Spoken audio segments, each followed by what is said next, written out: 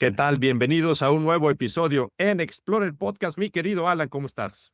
Adrián, muy contento como cada episodio, como cada vez que estamos, tenemos la oportunidad de estar aquí platicando en esta ocasión. La verdad, con un invitadazo, un invitado que representa una etapa muy importante del tenis en México, la verdad, exjugador profesional, campeón de Wimbledon, nada más y nada menos.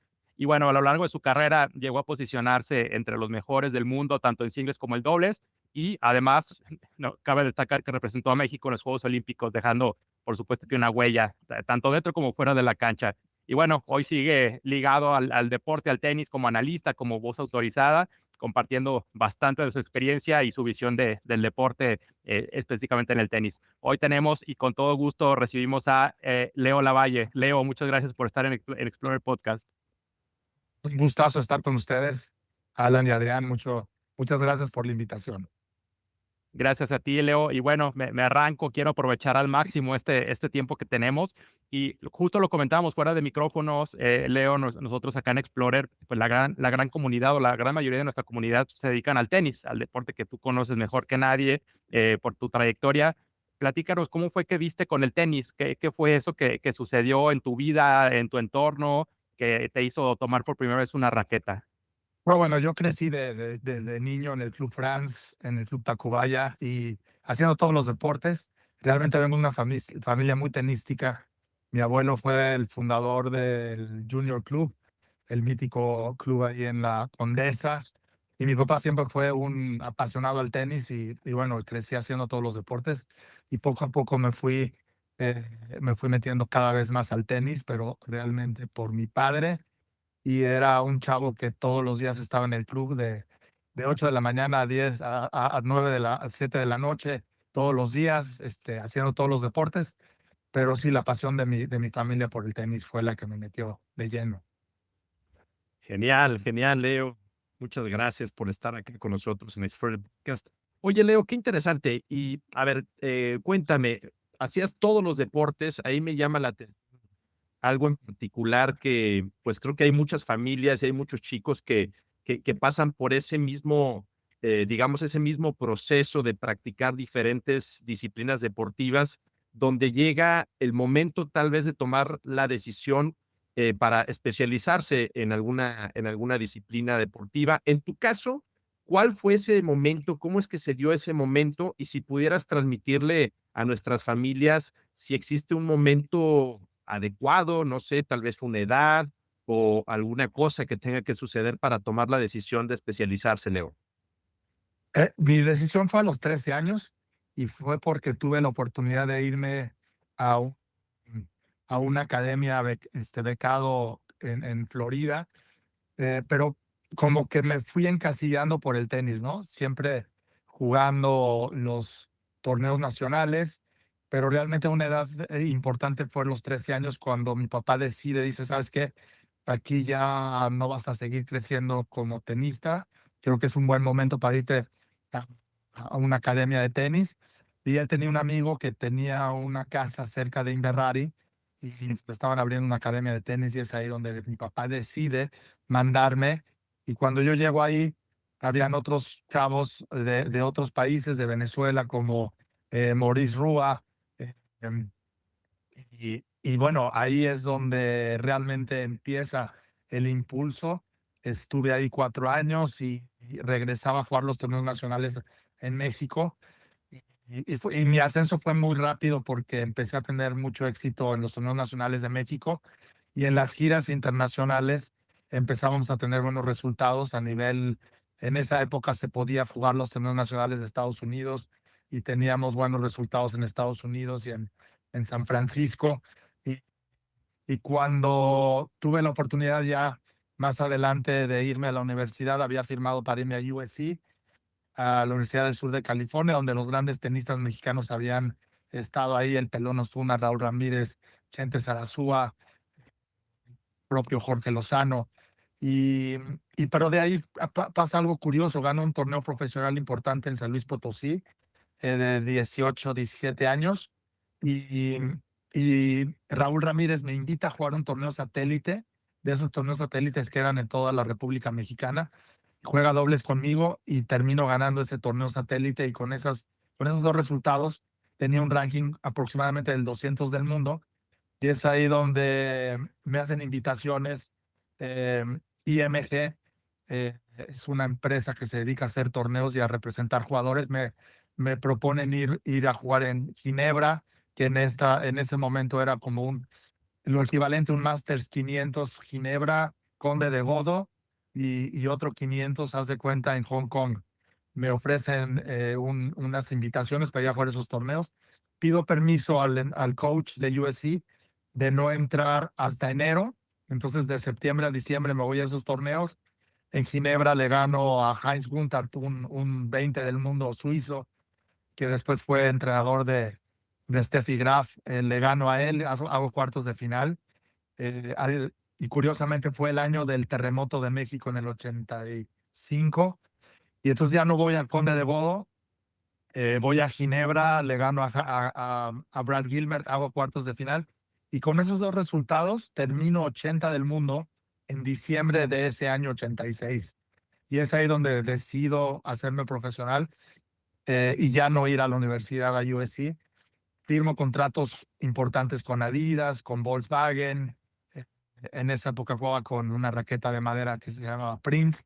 Y entonces ya me puedo dedicar de lleno al tenis profesional, y es ahí donde hago un brinco importante, pero todo fue muy rápido. O sea, fue en menos de 6 meses mi vida cambió tenísticamente hablando. Cuando pensaba de juvenil a irme a una universidad colegial, mi salto al profesionalismo fue muy rápido. Bastante rápido y se dice fácil, ¿eh? O sea, ahorita lo dijiste, lo resumiste en unos minutos, pero debe haber sido una locura. Y justo a raíz de esto que nos platicas, Leo, entre tantos torneos, viajes, todo este trajín que conlleva estar en el alto rendimiento en el tenis, quiero preguntarte cómo vivías o cómo llevabas la parte educativa. Además, en ese tiempo no había tantas opciones como hay ahora de poder tener una educación más flexible o que las escuelas puedan brindar estos permisos. ¿Tú cómo lo vivías, Leo? ¿Te daban oportunidad?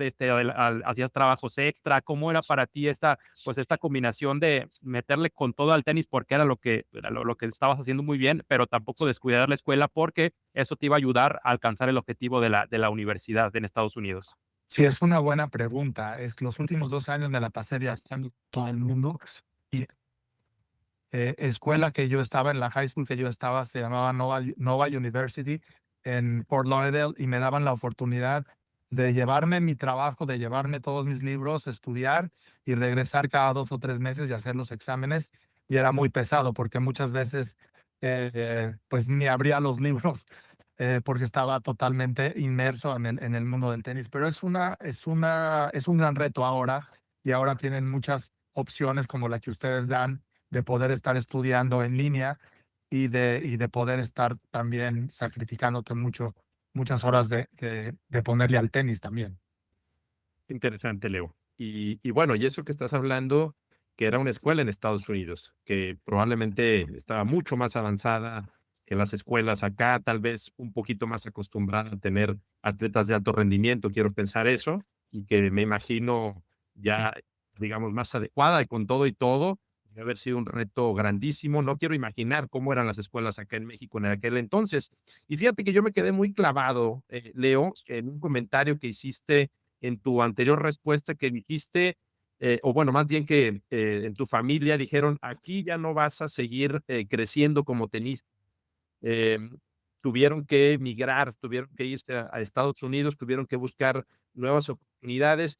Desde tu perspectiva, Leo, ¿qué ha cambiado? ¿Qué ha cambiado ahora en México? O sea, para el tenista actual, para el chavo que está en esa lucha, en ese proceso, en ese deseo, tal vez de llegar a college o bien llegar a ser tenista profesional. ¿Qué crees tú que ha cambiado en eso? O sea, el tenista mexicano en un momento dado tendrá que migrar también a otro país para seguir creciendo en el tenis.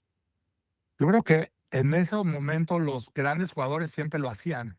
Raúl Ramírez, aunque vivía en Ensenada, siempre estaba jugando en el área de San Diego, y estaba tratando siempre de jugar torneos internacionales, y así lo hizo el Pelón Osuna. O sea, antes siempre los mejores jugadores tenían que competir a nivel internacional, y y en mi opinión creo que era lo correcto, ¿no? Ahora veo a muchos jugadores que no dan ese brinco por varias razones. Puede ser el aspecto económico, puede ser el aspecto de que no tienen un guía realmente, pero en mi caso, mi padre, que era como un apasionado del tenis, lo tenía muy claro y como que él ya tenía trazado ese camino que yo lo recorrí.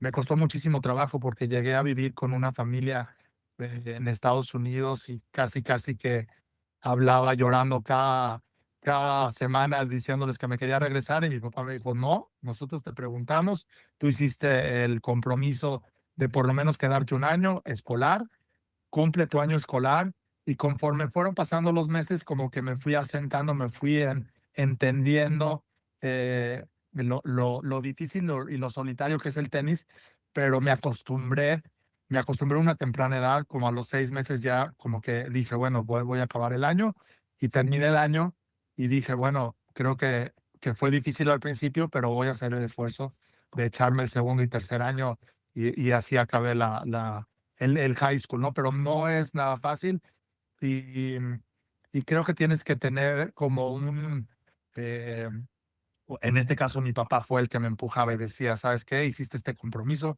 vamos a hacerlo y vamos a echarle muchas ganas. Y así fue.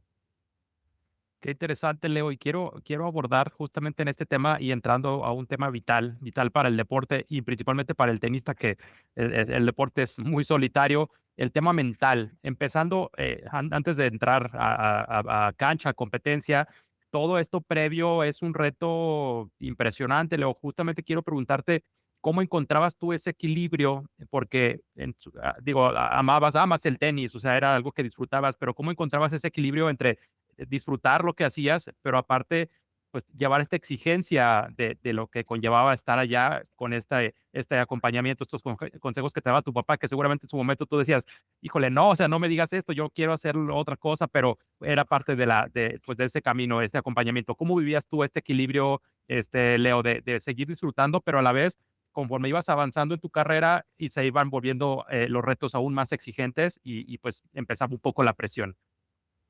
No, no fue fácil y no tienes las herramientas que tenemos ahora. Creo que es el aspecto de la vida y la educación que te dieron tus papás como familia lo que te prepara, ¿no? Porque te enfrentas a muchas cosas muy duras a una temprana edad y si no, no tienes una base sólida en esos momentos. Por ejemplo, la primera vez que llegué a Estados Unidos, a la primera reunión que fui de high school de todas estas gentes, empezaron a pasar marihuana, ¿no?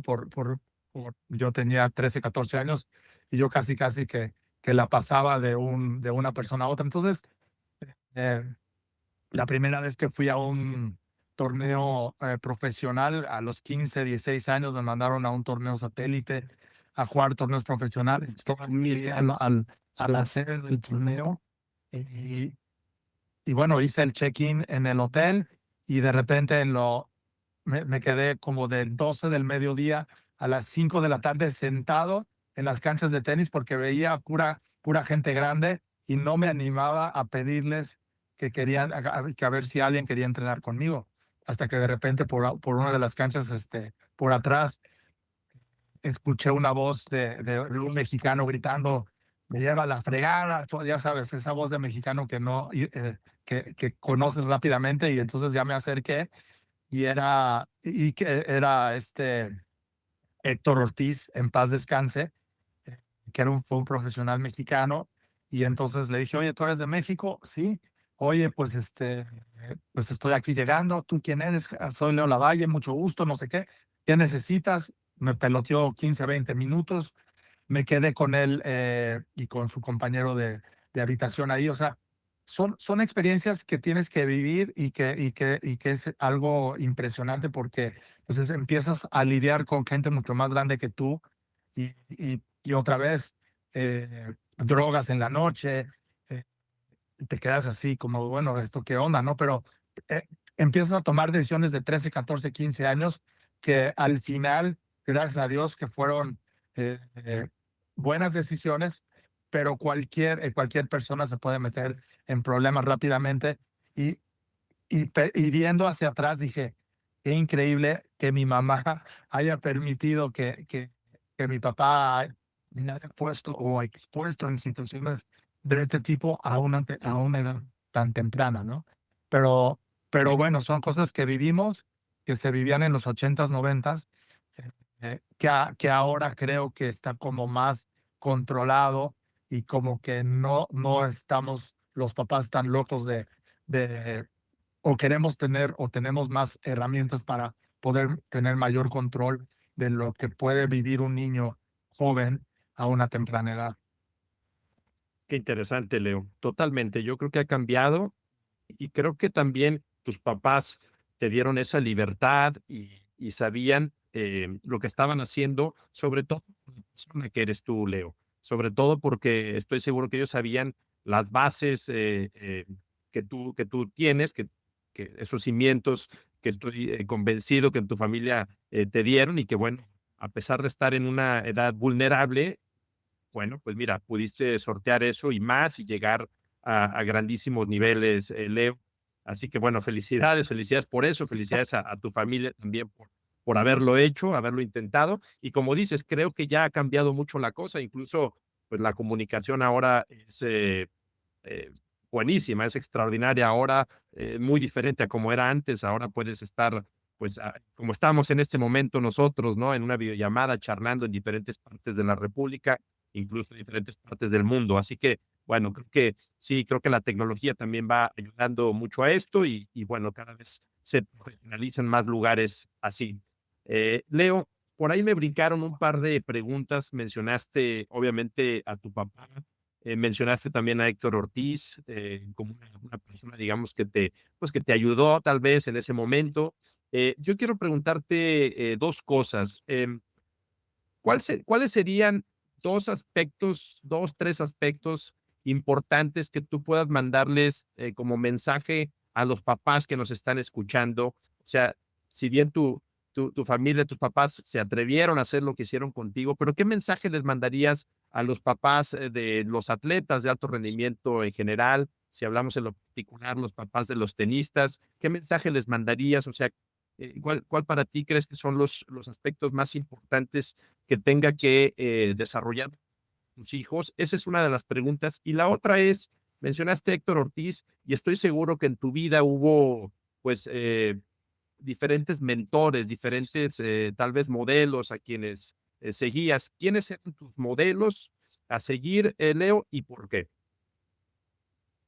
Bueno, la primera pregunta es complicada, ¿no? Porque muchas veces siento yo, y lo veo ahora desde el banquillo y fuera un poco de la cancha, que los papás pierden un poco de piso de qué es lo que quieren lograr con sus hijos, ¿no? Y, y para mí los resultados son los que van marcando la pauta, ¿no? Si tú no estás progresando paulativamente, ganando torneos nacionales, ganando torneos internacionales, no puedes aspirar a ser profesional, ¿no? Creo que los resultados o los números son muy fríos y son los que van marcando la pauta hasta dónde quieres tú llegar con tu hijo o hija, ¿no? Hay muchos papás que están empujando y empujando y empujando cuando realmente los jugadores o los chavos o las niñas o los niños no han tenido sus resultados y es ahí donde empieza a haber un conflicto duro, porque el niño se empieza a dar cuenta de que no tiene nivel para estar donde los papás están empujando al chavo, ¿no? Entonces, sí creo que los resultados son los que van marcando el camino y eso es muy importante para contestar tu primera pregunta. Y la segunda, la verdad que tuve gente muy valiosa en mi vida y muy agradecida con Nancy Realme, que es una maestra mujer que me impulsó desde niño en el Club Francia, en el Club Tacubaya. Era una apasionada del tenis. Ella llega a México porque se casa con un torero, con Oscar Realme, y el padre de ella fue el entrenador, fíjate, el entrenador del papá de Chris Evert Lloyd, una familia de Chicago y donde ella venía de una formación tenística increíble y fue una maestra increíble, sobre todo porque te puedo decir, de los 8 a los 12, 13 años, me enseñó a ser muy competitivo y me enseñó a ser un jugador muy, muy técnico, con golpes muy, muy buenos, practicando mucho la devolución del saque, practicando mucho los diferentes spines, que en esa época era muy difícil aprender. O sea, encontrar hoy en día a buenos maestros es algo increíble. Y en este caso tuve mucha suerte de haber tenido en esta época de formación a Nancy Realme. Posteriormente, ustedes ya lo conocen, a Yves Lemet, quien fue el que me empezó a llevar a los torneos internacionales, me llevó al Orange Bowl, al Champion Cup, que fue un torneo por equipos que México quedó en segundo lugar con él. Me enseñó otra vez más a seguir esa pasión que teníamos por el tenis. Hablábamos, desayunábamos, comíamos y cenábamos tenis todos los días y era algo increíble, ¿no? Porque él había vivido con el Pelón Osuna, él había vivido toda la gran época de Raúl Ramírez, la época cuando le ganaron a Estados Unidos, ganándole Raúl a Jimmy Connors. Entonces tenía también una gran pasión por el tenis y eso me lo impregnó increíble. Eh, y ese fue una persona muy importante también en mi vida. Y Flemet, posteriormente Raúl, ¿no? Raúl Ramírez era eh, para mí el jugador más competitivo que ha tenido México. Era pura garra. eh, Cuando jugaba era todo corazones, correr a todas las pelotas. Era un jugador muy defensivo. Em, y, y también cuando yo empezaba mi carrera, él me buscó para jugar esa gira. Él ya casi retirado, él jugó 4 o 5 torneos conmigo, dobles.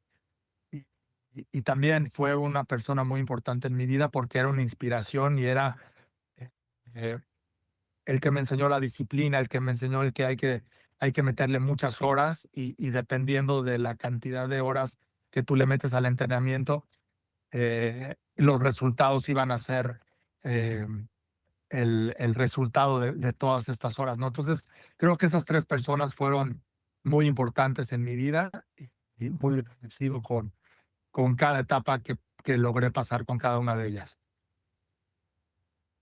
Claro, Leo, indudablemente, todo esto que te fueron sumando las personas que, pues, con los que tuviste la fortuna de ir, de que te fueran acompañando en este camino, realmente, digo, se dice ya ahorita, en el futuro, pues, pero a lo mejor si no hubieras coincidido con otras personas, otra cosa hubiera sido una historia diferente, seguramente igual de exitosa, pero no igual. Entonces, realmente, qué fortuna, Leo. Y como mencionabas ahorita, pues también, además de este acompañamiento, pues es resultado de tantas horas de trabajo, de desayunar, de comer, de cenar tenis, de vivirlo, de realmente ser un apasionado.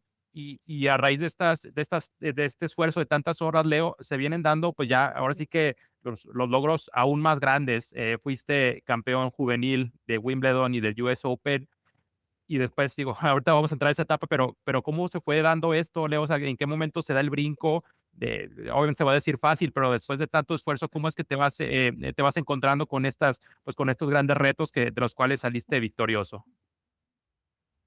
Una generación muy competitiva y mencioné a Yves Lemet, pero viajábamos con Yves, el hijo de Yves, viajábamos a todos los torneos internacionales desde muy chiquitos, viajábamos con el bebé Moreno, eh, y creo que fuimos como creciendo juntos en esa generación. Teníamos la oportunidad de jugar los torneos nacionales de Estados Unidos y convivíamos con los mejores jugadores de Estados Unidos y siempre estuvimos al tú por tú, o sea, nunca, como que siempre crecimos de que le podíamos ganar a cualquiera y soñábamos mucho en grande. Y creo que eso nos preparó a que esos mismos jugadores nos los íbamos a encontrar más adelante en el profesionalismo.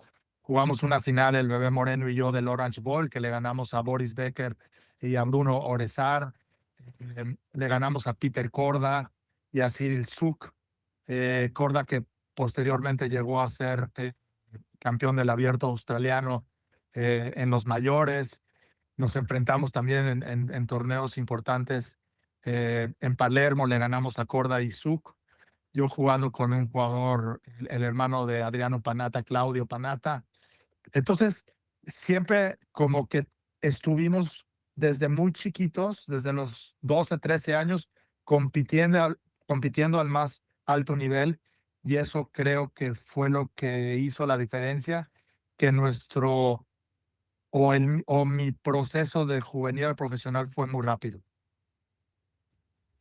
Qué buena historia y qué importante, Leo, estar en un entorno así, estar en un entorno competitivo. Ya lo platicaba con nosotros también Alejandro Hernández hace algunos episodios y justamente nos decía eso Alex. O sea, Alex, entiendo, estando en Tijuana, tenía también ese acceso para ir a Estados Unidos y competir también con tenistas de buen nivel. Y bueno, pues qué fortuna la que tuviste, Leo. Creo que es algo en lo que tenemos que trabajar acá en México, me parece, generar ese entorno competitivo que para ustedes o para los tenistas se les haga lo mismo, competir contra un extranjero, contra un nacional. O sea, al final creo que normalizarlo es algo bastante bueno, que tal vez eliminas ese nervio, ese miedo, ese temor o ese respeto que pudiéramos tenerle a los adversarios en otros países, que siempre sucede. Y entrando en este tema, justamente, Leo, yo quiero preguntarte algo que les he preguntado a personas que tienen esa autoridad como tú la tienes en el tenis, Leo, y es entender qué nos falta a los mexicanos. O sea, ¿qué crees tú desde tu perspectiva, como ex tenista, ahora como comentarista, también como padre de familia? O sea, ¿qué le falta al tenista mexicano? ¿Por qué en esa época hablabas de los ochentas, noventas, había pues muchos tenistas que estaban por ahí metidos? Tú estuviste por ahí rayando en el top 50, pero ahora es difícil encontrar tenistas que estén en el top 100. ¿Qué nos falta, Leo, desde tu óptica? Yo veo muy el gap que tenemos, de nuestros mejores tenistas en México con el gap de lo que es de los mejores tenistas del mundo, ¿no? Es muy, muy grande todavía.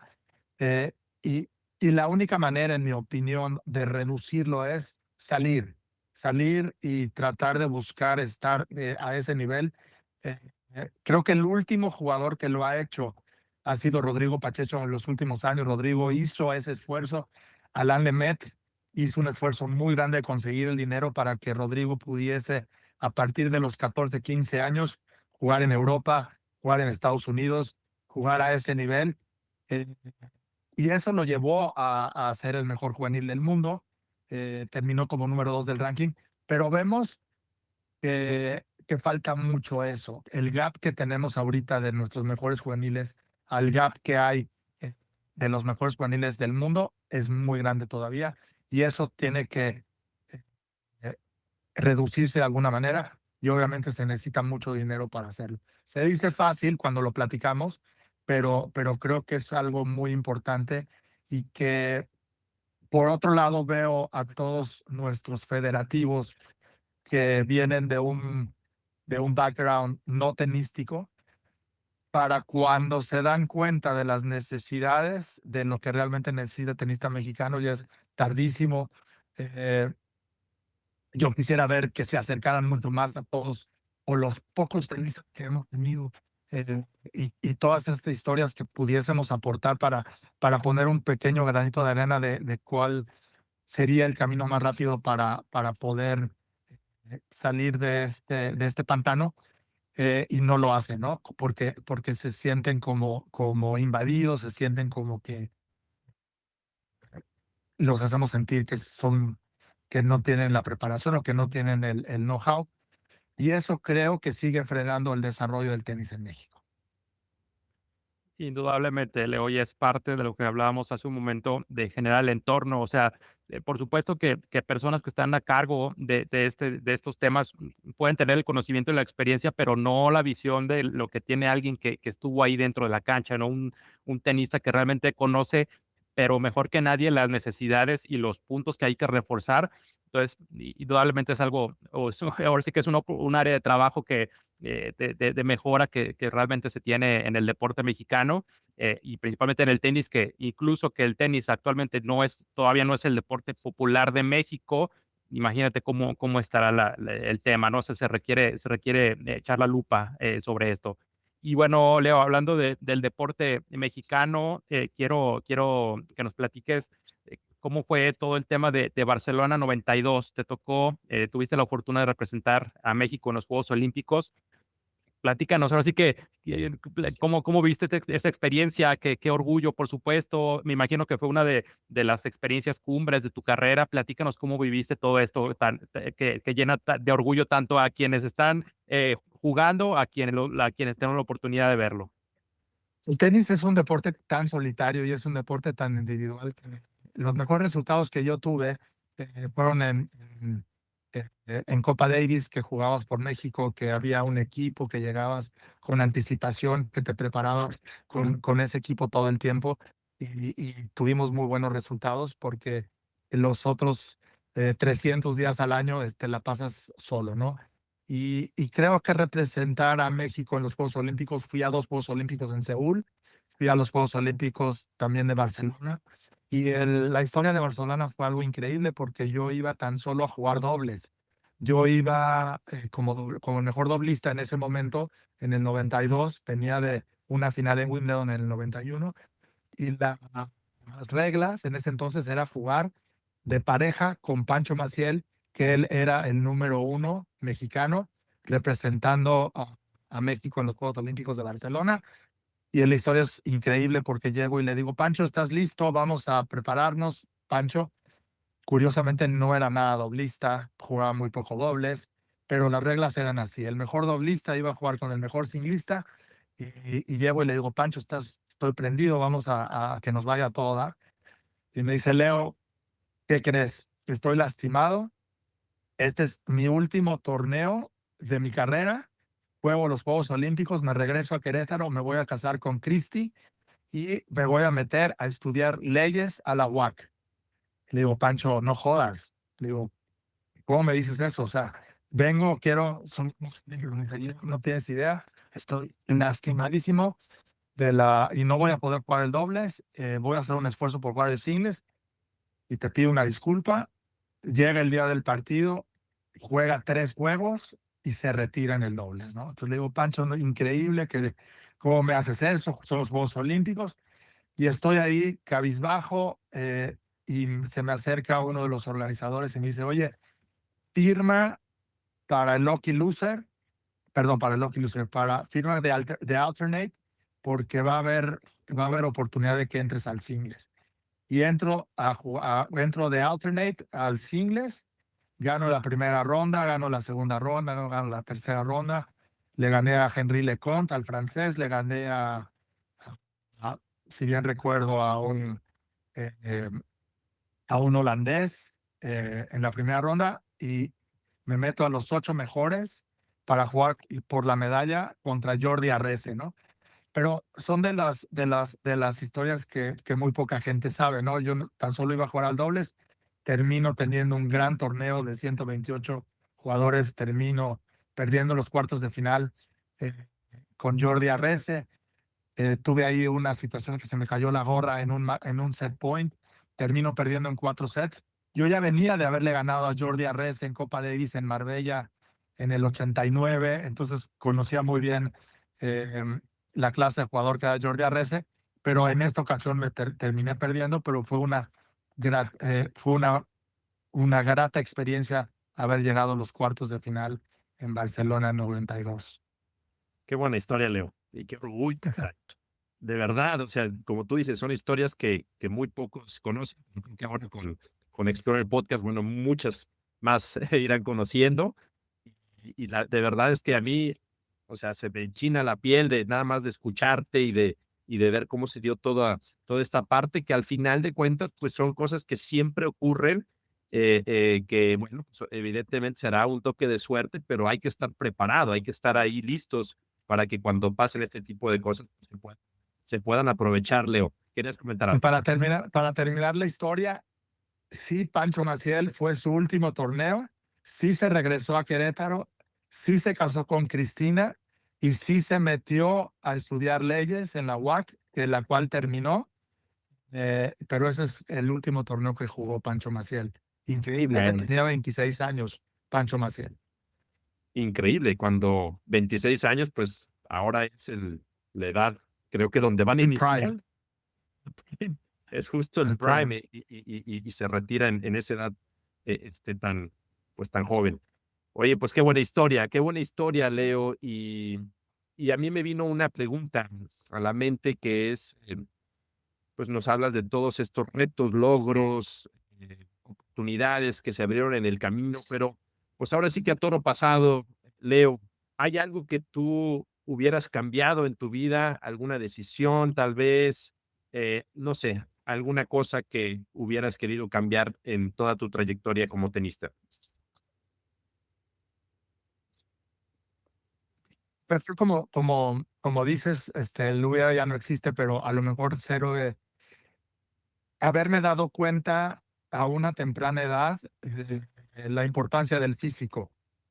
A mí me tocó esa transición de, em, de cuando los jugadores, cuando Iván Lendl, cuando los mejores jugadores empezaron a trabajar en el gimnasio, y eso quizás yo no me di cuenta, quizás cuando yo ya tenía 20 años en el equipo profesionales. Pero creo que hubiera sido una gran diferencia si yo hubiera visto o yo hubiera visualizado eso antes.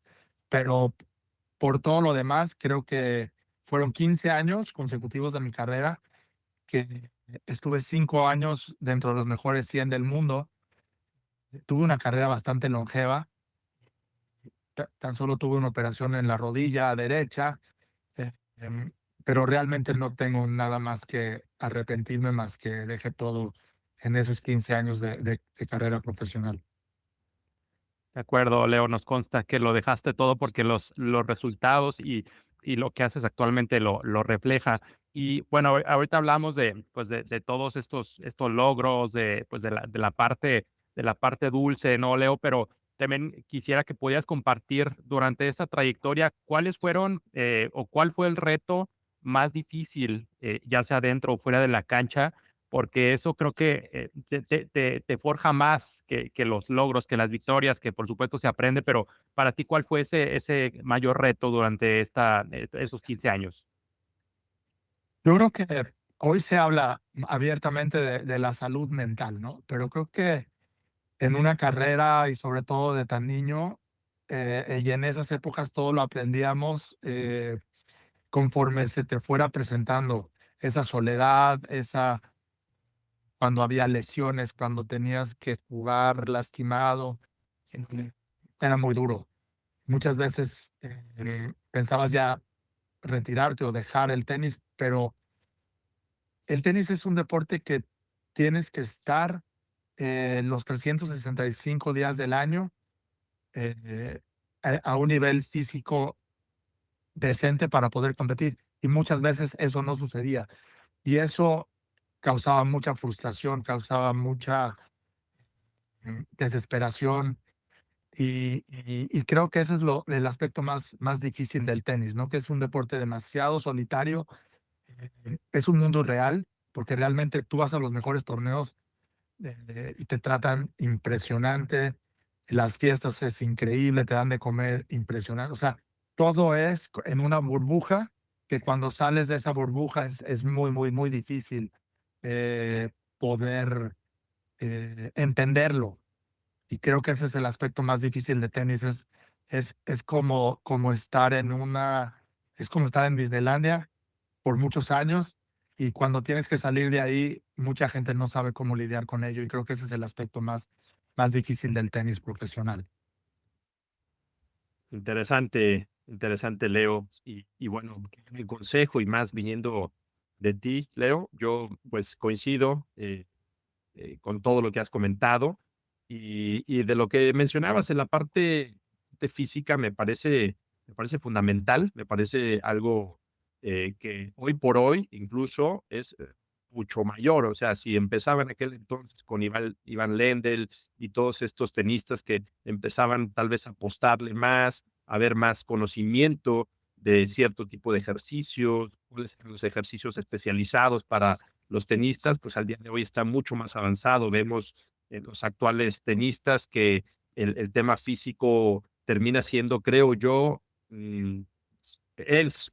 El factor clave para pues decidir quién gana y quién no gana el título. Entonces, bueno, pues ahí está el comentario y el cual tú pues visualizaste desde hace ya algunos años y que al día de hoy creo que ha trascendido todavía aún más. Y bueno, y en estos retos que tuviste que lidiar, pues también es bastante interesante lo que nos comentas, Leo.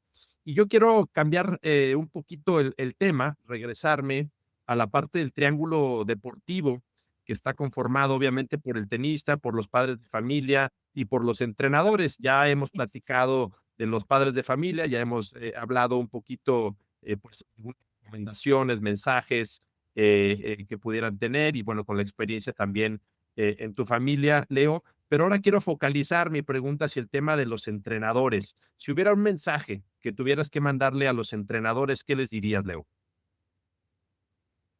Es difícil, ¿no? Ahora eh, hay muchos niveles de entrenadores. En México, el entrenador es un entrenador que lo primero es sobrevivir económicamente. Los entrenadores en México eh, tienen que sobrevivir primeramente económicamente, ¿no? Y eso es un tema que lo pongo aparte. Después hay el entrenador que tiene esa gran pasión, ese gran sueño de poder ser entrenador de alto rendimiento. Y es bien difícil porque eh, son entrenadores que difícilmente han salido de México y les hace falta ese fogueo internacional para entender mejor lo que es el alto rendimiento, ¿no?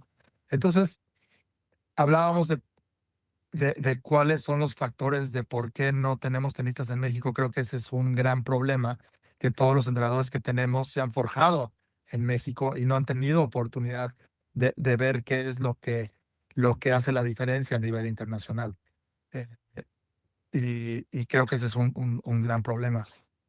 Pero los entrenadores, lo más importante es que haya cerca del jugador un entrenador que te transmita pasión, que te transmita todo el 100% del conocimiento y, y creo que eso es muy importante para que encienda a ti como jugador esa gran pasión y ese amor por el tenis, ¿no?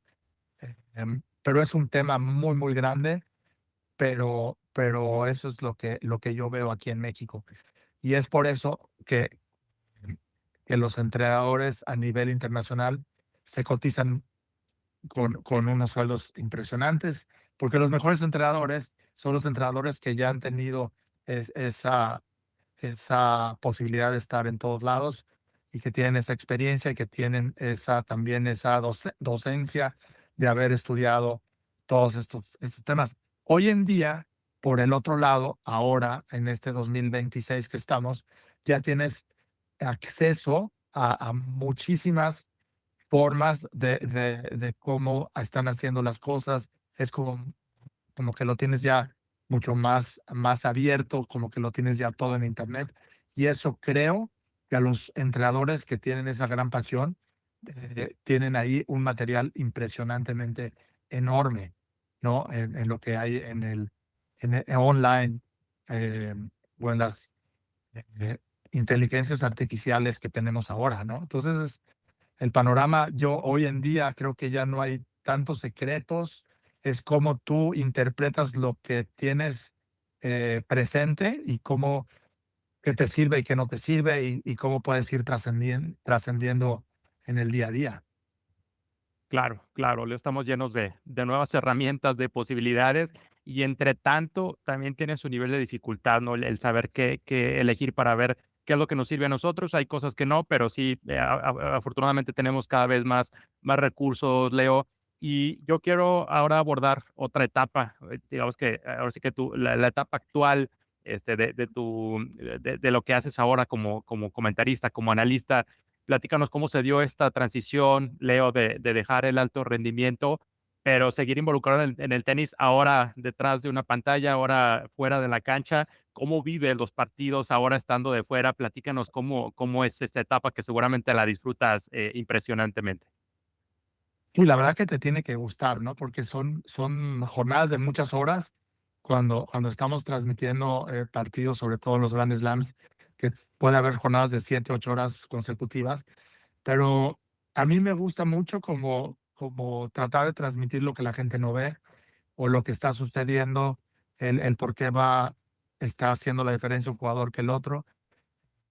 Y disfruto mucho, sobre todo, ver eh, hoy en día todo el trabajo que se hace fuera de los partidos, me parece que es algo increíble, ¿no? La gente no se da cuenta el trabajo que viene atrás en los últimos torneos que ha hecho Sinner, y él constantemente lo está mencionando, ¿no? Como el trabajo que hace fuera de los partidos es lo que está haciendo la diferencia ahora, ¿no?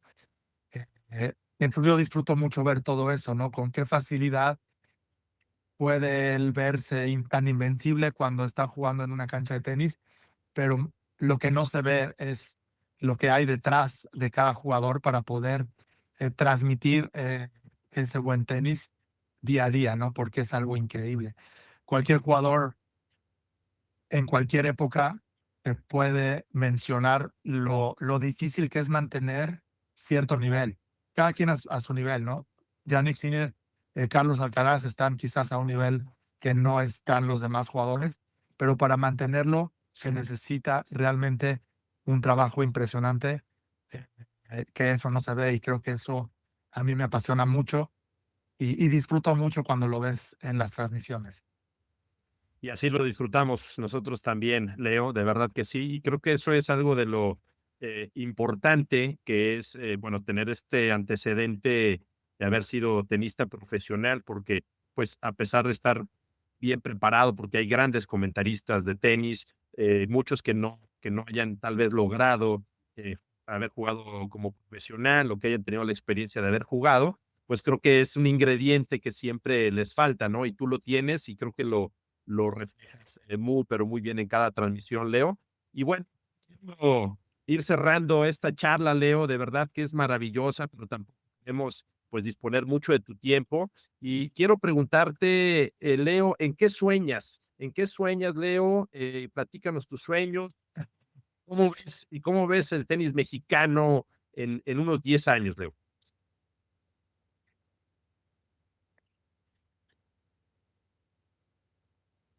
Uy, esa pregunta de qué es lo que sueño es amanecer y sentirme bien cada día, tratar de mm, poner el granito de arena para mantenerme en forma, para sentirme bien. Soy muy agradecido de poder estar sano y que todos los que estén alrededor mío estén bien y contentos, ¿no? Haciendo lo que hacen. Tengo 3 hijos, estoy muy involucrado con todo lo que hacen ellos, las cosas sencillas de la vida. O sea, realmente no le pido mucho a la vida más que tener trabajo, tener mucha salud, y que las personas que estén alrededor mías que estén contentos haciendo lo que les gusta. Eso es como trato de vivir cada día cuando me levanto cada día. Claro, Leo, dentro de esas pequeñas cosas es donde se encuentra la gran satisfacción, o eso de seguir, como bien dices, sintiéndote bien, estar acompañando a tus hijos, creo que es la mayor satisfacción que se puede tener. Y yo quiero preguntarte también, ya para ir cerrando, Leo, ¿qué consejo le darías a estas generaciones de chicos y chicas tenistas, a lo mejor de la edad en la que tú comenzaste, 12, 13 años? ¿Qué consejo les darías? Porque digo, es un mundo de información que necesitan aprender y que necesitan ir madurando, pero inicialmente, ¿qué es lo que tú les dirías a estas generaciones, Leo? Yo creo que el mayor aprendizaje que me ha dejado mi carrera es que con sacrificio, pero no sacrificio, porque pues al final te gusta lo que estás haciendo, pero que si le pones muchas horas a lo que te gusta, no te vas a equivocar. Siempre va a haber cosas muy positivas, muy buenas, y que no se olviden de tener esa disciplina y de ponerle todas esas horas a lo que más les gusta, y que al final se vuelve parte de tu vida, y eso te abre la pauta para que tus sueños se puedan cumplir y puedas llegar a tener muy, muy buenos resultados para lo que estás soñando. Creo que es un extraordinario mensaje, Leo, de verdad.